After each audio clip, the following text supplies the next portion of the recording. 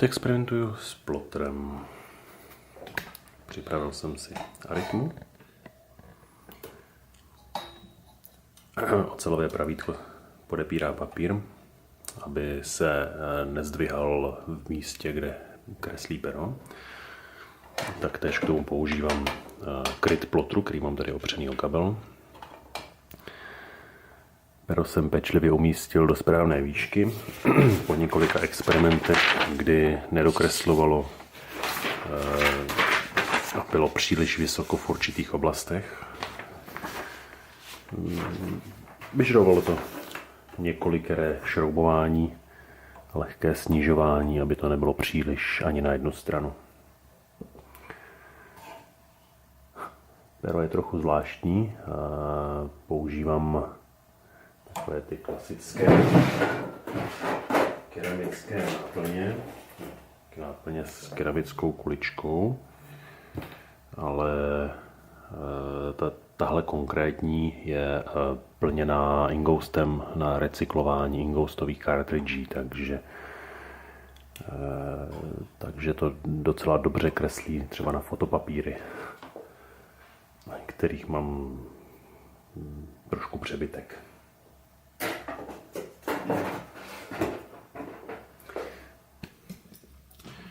Než začnu kreslit, potřebuji dostat kresbu do ZX Spectra. A k tomu využiju SIF interface, který mám připojený tady a sériovým kabelem připojený k PCčku. Nejprve nainstaluju, tak bych si mohl připojit myš. Izorom upravenou od Velesofta. Fajn. OK. Dělal jsem to dobře, nevím. Jop, je tam. A potom spustím Izorom Patch.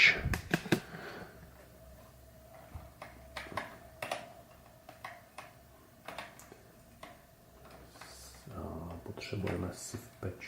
Děláme SIF Patch. Tady.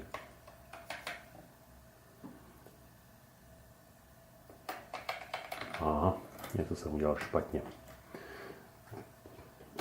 Tak celé znovu.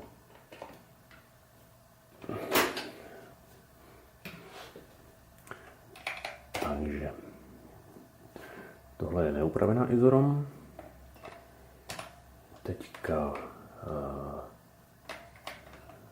ISO Veles. Klikám na ISO. Výborně. A asi jsem ji špatně nainstaloval. Takže nebyla ve statické paměti té úpravy. Teď opečovat, aby místo záznamu na magnetofon pracovala se sériovým portem, inicializovat sériový port a uděláme si hodně místa v paměti. Clear user A udělá RAM top těsně nad UDG, těsně tak, aby se UDG vešlo a bylo nejvíc místa paměti na Basic. A Free máme 40 KB volného místa.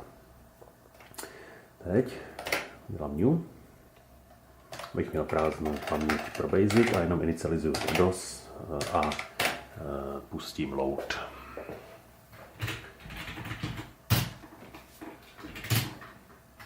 Tak, teď potřebuji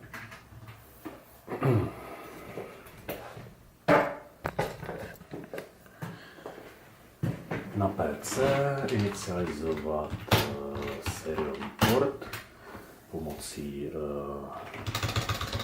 STTI, DEV, TTIS 0, rychlost, počet bitů a tak dále, hardwareové řízení toku dat, CTS, RTS.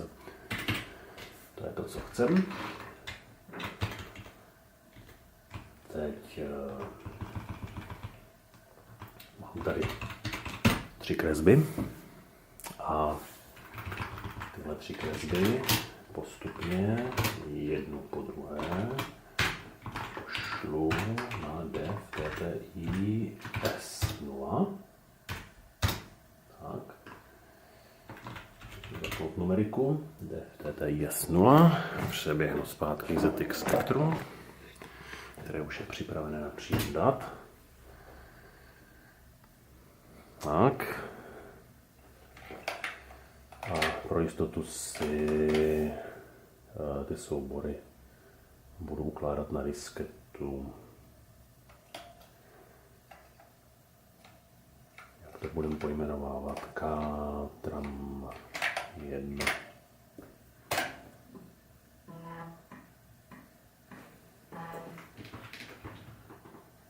Tak. Druhý soubor.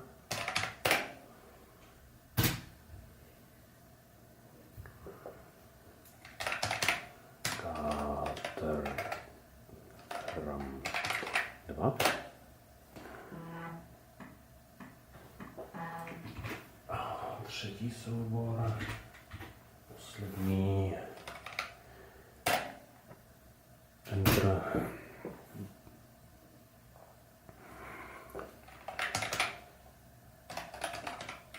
Katram 3. Úprava ISOROM je docela praktická, ne?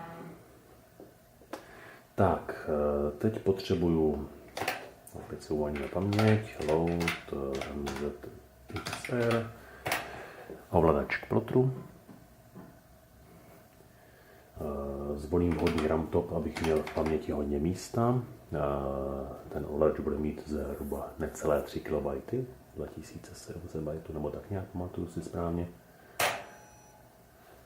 Yep, takže bude dosahovat až k 65 348, to znamená do 65 535 mám pár bajtů rezervu. Důležité je, že 62 500 je kulaté číslo, které se líp pamatuje. Kdybych náhodou potřeboval ovladač se inicializovat znova. A teď inicializuji plotr, který najede na souřadnice 0,0 a perem pojede doleva. Náš škrokový motor se dostane do skluzu a je zajištěno, že pero je na správné pozici. Teď musí být prázdný papír.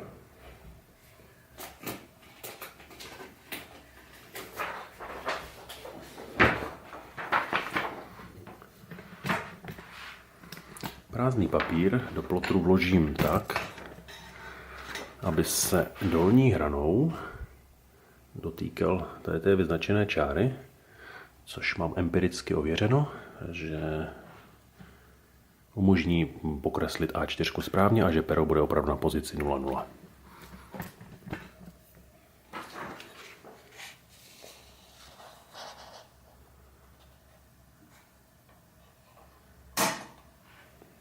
Tak, přiklapnu.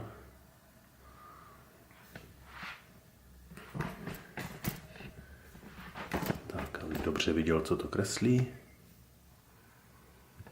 OK, a teď vždycky načtu první z těch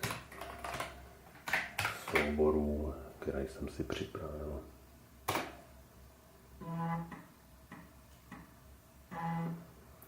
Spouštím pomocí Go to 0.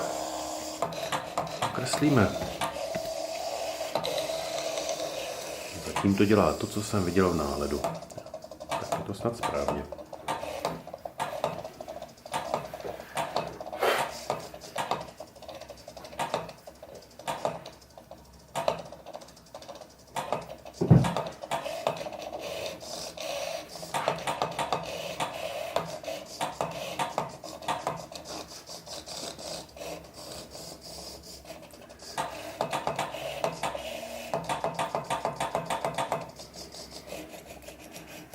Obrázek není pravděpodobně úplně super dokonalý a přesný, protože byl kreslen v Inkscapeu podle ne fotky, ale screenshotu z videa.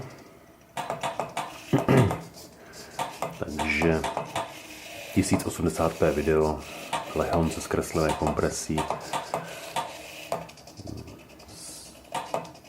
v rámci možností to snad není taková katastrofa.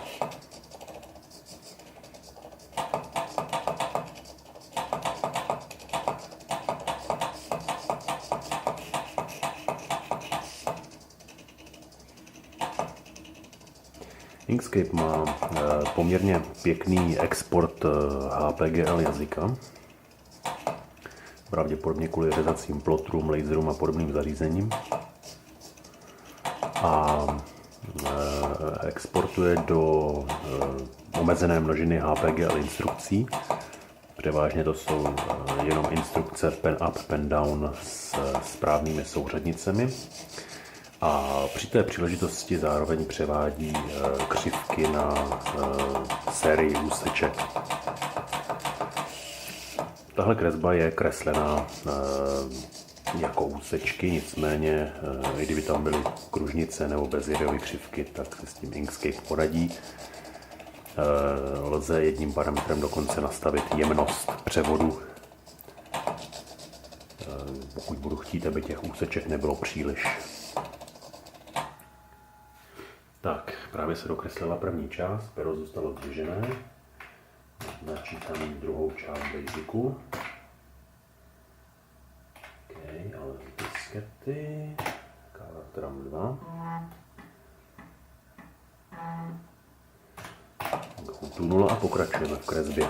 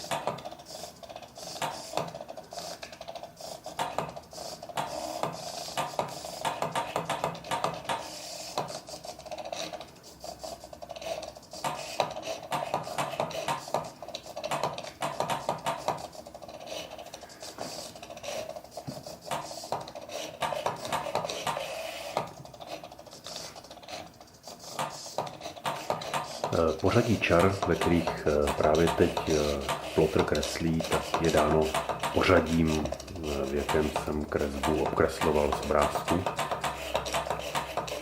Takže i když to teď vypadá, že jsou čáry seřazené tak, aby Plotter nedělal zbytečné prázdné cesty, kdy nekreslí, tak je to spíš dáno tím, že jsem postupoval tímto způsobem.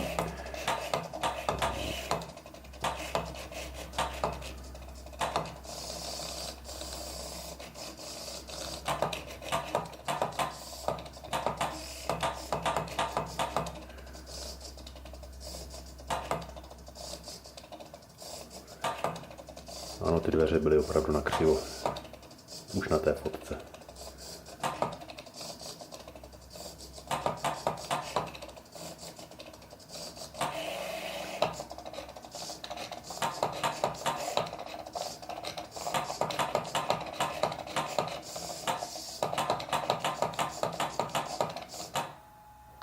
Další soubor.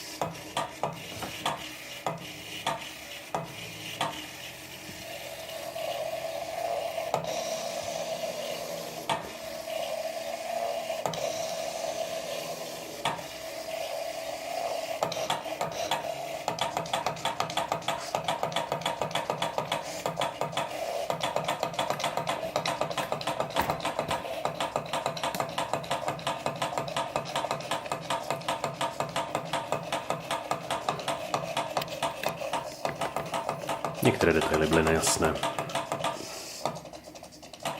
Hodně nejasné.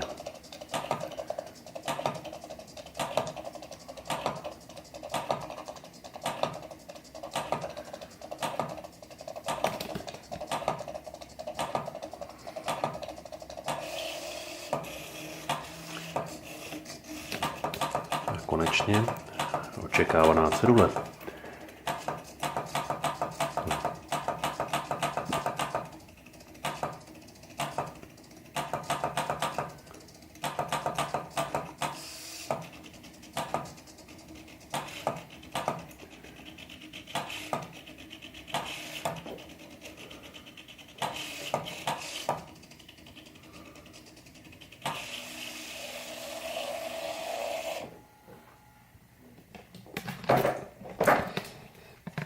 A je hotovo.